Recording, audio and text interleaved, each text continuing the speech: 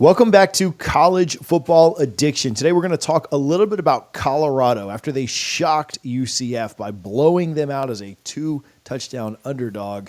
It really has us looking at the rest of this schedule and thinking what could be for Colorado. I've got Jay from the Prime Time for College Football on today. Our video is presented by BetUS. Jay, how you doing, man? Doing all right, man. It's the season has been pretty exciting for the Buffs. Got to give it to the fans, man. They're getting some good products right now. I think that if you look at the schedule and before we look ahead, if we look back for just a moment, there was narrative and there was talk around like, man, that North Dakota State team could certainly go in and find a way to win. Like they're a good FCS team. Then, Nebraska's going to be tough for sure. And I know they dropped that one, but then, Colorado State played them close last year. They got to go on the road. Like, you had a situation with Baylor where they had a big lead at one point. Like that could have gone south. And then they were a 2-touchdown dog. I mean, if you'd have told me that Colorado was 4-1, I mean, certainly the team wanted to be 5-0. Fans wanted to be 5-0. But all things considered, you kind of laid a dud in that first half against Nebraska. And outside of that, this season has gone about as well as you could have expected. Yeah, honestly, to be honest, TJ, I had Colorado going 4-1 at this point.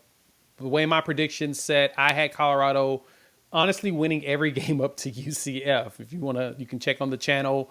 My last video when I did a preview of Oklahoma State to wrap up the season, the graphics even up on the screen. I had Colorado actually beating Nebraska, but losing to UCF on the road. And it looks like it got a flip-flop on that. And so outlook-wise is about what I expected. And so now the question is, can they finish the season the way that I had them predicted, which is a lot higher than most.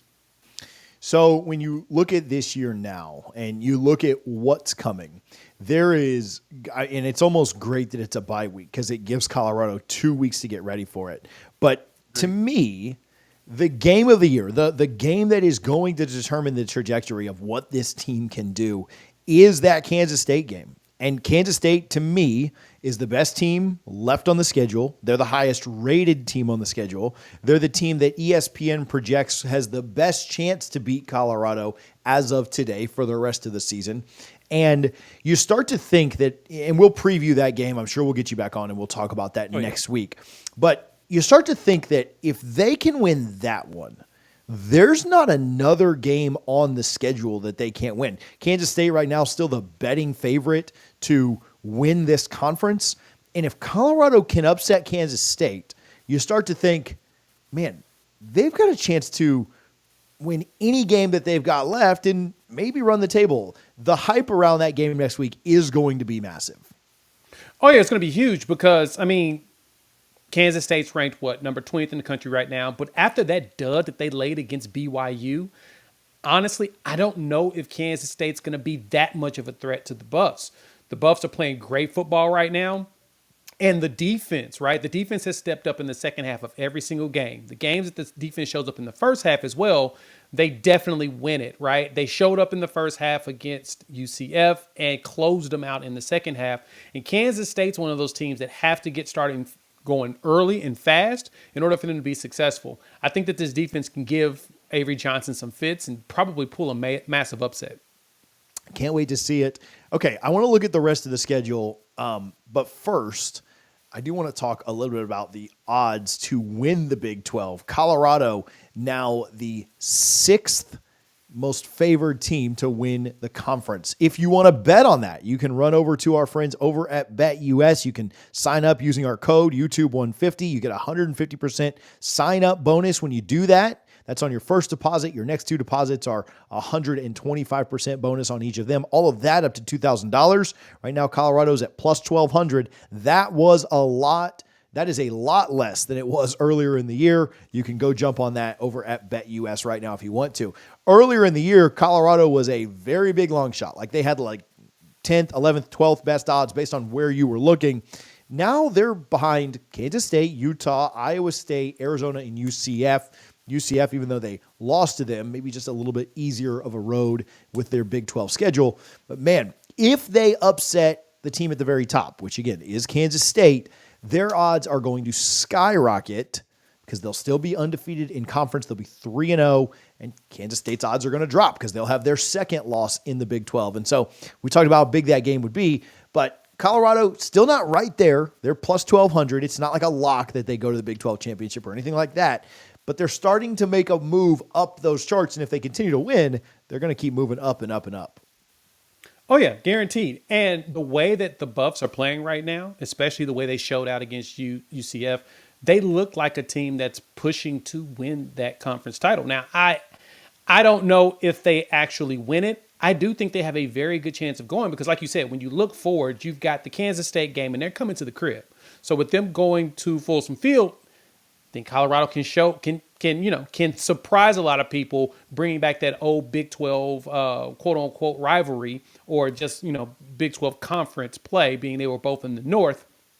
Then from there, Arizona is not as big of a threat as I thought they were going to be, right? They look good against Utah, but Utah still doesn't have their starting quarterback. And so Arizona goes out there. They embarrassed me the week before. I picked them on the Bleacher Report show that I had. And then now, they got Utah. So traveling to Arizona, former Pac-12 opponent, I think Colorado's defense is better this year, and they're good enough to pull that one. From Cincinnati to Texas Tech and then Utah, I think they can sweep those, as well as the Kansas game. Man, Kansas has not been playing good football. That's another one they could win. And honestly, if Colorado continues to ball out like they have been on defense, they could also beat Oklahoma State at the end of the season. And technically, they could have one loss, which would be Nebraska. That would be wild. Now, I'm telling y'all that is a very bold prediction. I don't call it. I see at least 2 more losses in the weirdest way for the end of the season, but I still have them at 9-3, which would be double what they won last year with an additional game. Massive. Because they've already matched last year's win total. Who thought that was going to happen this early? Yeah, and they're going to well exceed, it seems, their preseason Vegas win total as well, which was sitting right around 5.5, 6 wins based on where you were betting it. And you look at those games, what's tough for Colorado is they've got to continue to build. And a lot of times in college football, you're never quite as good as you were last week, and you're never quite as bad as you were last week. There is some parity. It's not quite like the NFL, but it is sometimes hard to maintain what you've done. That's why I think it's so big that they've got the bye week this week to take some time off and not be reading your press clippings or, focused on the big emotional win on the road at UCF where nobody believed in you and everyone doubted you and you went and got it done. You get a week to kind of put that behind you, take some time off, recover, rest for your biggest game of the year. You mentioned all those games. ESPN has Colorado as a favorite in every single one of those games except for Kansas State. And the Kansas State one, it's 47.7, so 48-52. It's like they've got a 48% chance to win it, essentially a coin flip. They give Kansas State the slightest of margins. And I've seen some early lines that have Kansas State as like a 4.5, 5-point favorite. So not a massive, massive spread there. Not a massive, it's not just like, oh man, David versus Goliath by any means. Colorado's defense has to continue to be really good. They have to continue to do the little things well. They got the running game going against UCF. That needs to be something that they do and do well. And if they can, if at the very least to me, it seems like, well, they've gotten to 4 wins already. It would surprise me if they lost to Cincinnati. So there's your 5th win. It would surprise me if they lost at Texas Tech. So there's maybe number 6. If Utah doesn't have Rising back, I'd have a hard time seeing them lose that. So maybe there's number 7. And then it's Kansas, right? Kansas looked really bad. Maybe that's win number 8. And so then you're looking at like, okay, where can we find I'm sorry, that would be number 9. Sorry, that would be, well, no, 8. I didn't have Arizona in there. And then you're looking at like Kansas State, Arizona, Oklahoma State. Can you pull one of those 3? That gets you to 9. If you pull 2 of them, you're probably going to the playoff at 10-2. I mean, you may also be in the Big 12 championship, but yeah, I think the floor for this team has, because of their start, because of kind of the way that other Big 12 teams are maybe not having the year. Like we thought Kansas would be a lot tougher. We thought Oklahoma State would be a lot tougher. I thought Arizona would be a lot tougher for them. And so some of these games look like they're easier and Colorado looks like they're a lot better. I think the ceiling on this team is moved up to 11-1, as crazy as that is. And the floor, like you said, 8-9 wins minimum, right? I mean, we've seen teams fall apart before, and Colorado had a rough stretch at the end of last year. But it seems like, man, this could be a lot more special than a lot of people thought. Yeah, the way that they're playing ball right now, they're the thing is they've improved gradually every single week. Like you mentioned, the run game is one of the biggest struggles that we've seen with Colorado, and I've told everybody on primetime that the big thing you have to do is you got to establish the run to really help Shador. Even though you're most successful with the ball in Shador's hands, you don't want him throwing the ball as much as he is. While at the same time, you still want him to throw the ball and continue to be efficient, completing 70% of his passes with a mediocre run game.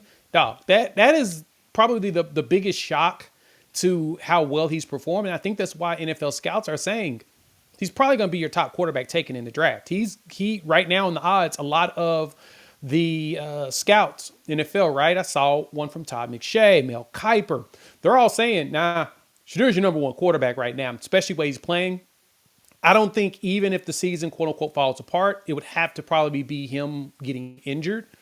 There's still a good chance that he ends up being your top quarterback taken in the draft.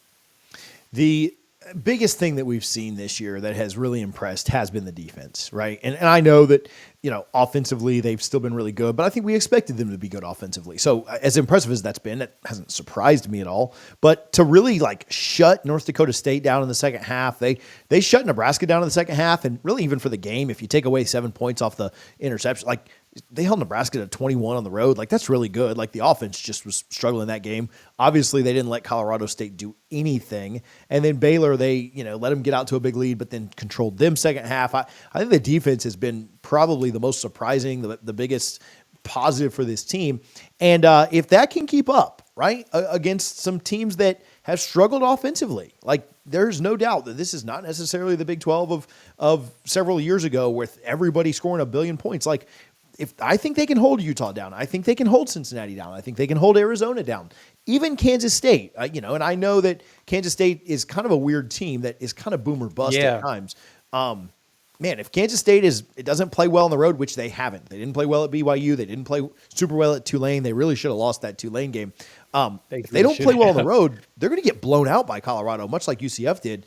But it all kind of comes down to that defense for me. That defense has played well. The offensive line has played well too. Not to take anything away from them, but I was so impressed with the defensive game plan. Deion even told them what was coming and said we're going to stack the box and we're not going to let them run.